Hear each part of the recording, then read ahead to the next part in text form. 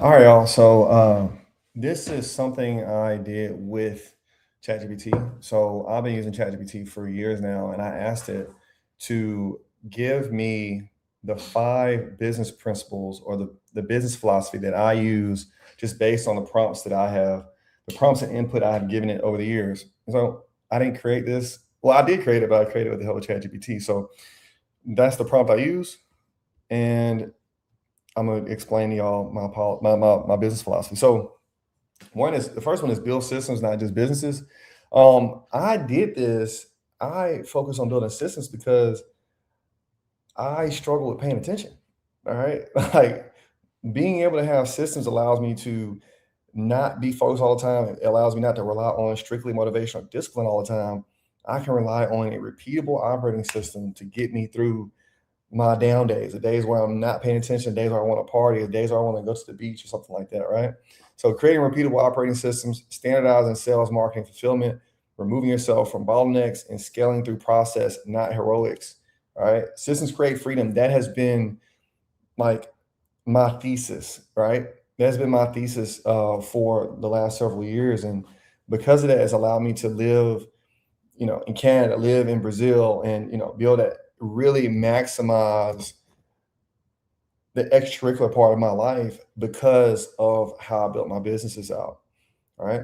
Now, revenue comes from solving bottlenecks. Most businesses don't need more traffic, they need fewer leads.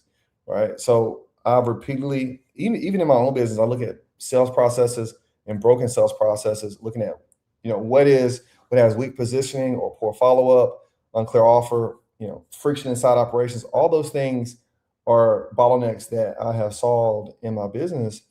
And I had another video where I talked about the the four-step way we solve problems, right? And the first way we diagnose a problem is we have to understand it, right? And so I think that if we go into understanding a problem and then diagnosing it, we can, by doing that first, then we can begin optimizing, right?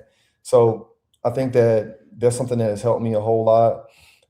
Next one is expertise is an asset that should produce income.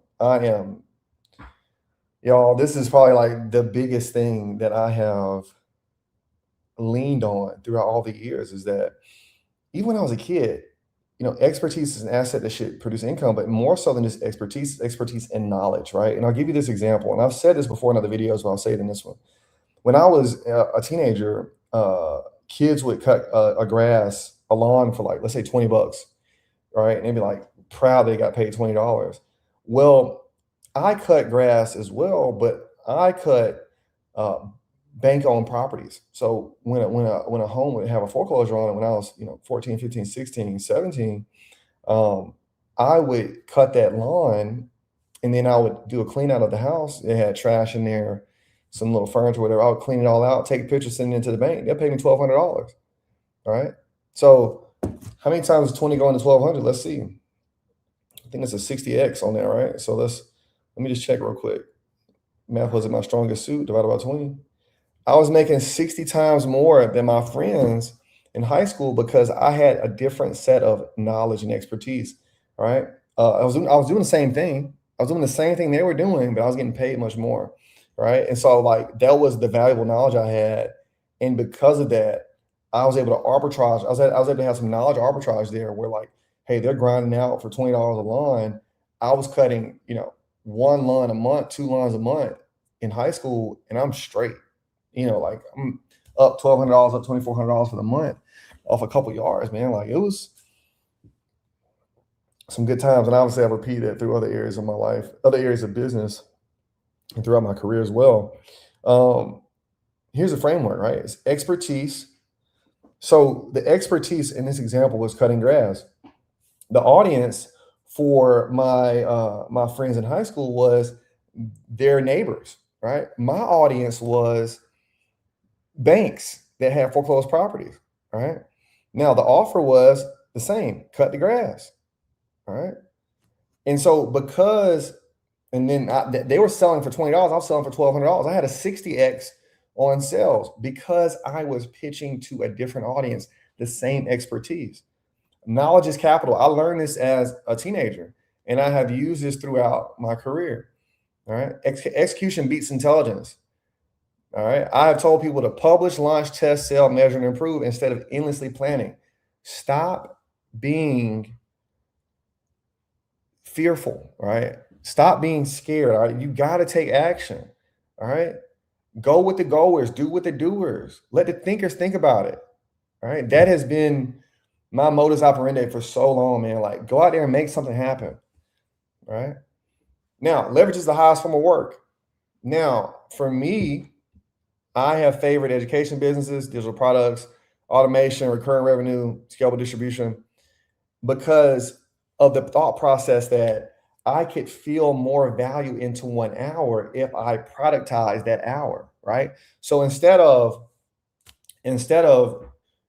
working for an insurance company for an hour and I make $33, $35, whatever, I could make a course over the course of one day, essentially 10 hours of work, and then I could sell that course every day over and over again. And so by marketing that offer, marketing the work I did in that 10-hour period over the course of years, I can make hundreds of thousands of dollars. All right. Because I pitched to way more people. All right. And so it's like all I did was leverage. So the work I actually did was a 10-hour period, which is when I created that first course.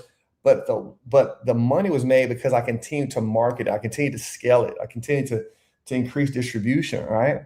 And so it's like that's leverage is a skill that you can learn, right? Expertise and knowledge and identifying skills that other people want. They're all skills that you can learn, right? But like I learned those things, earlier on because I kept taking action. I kept putting myself out there, right?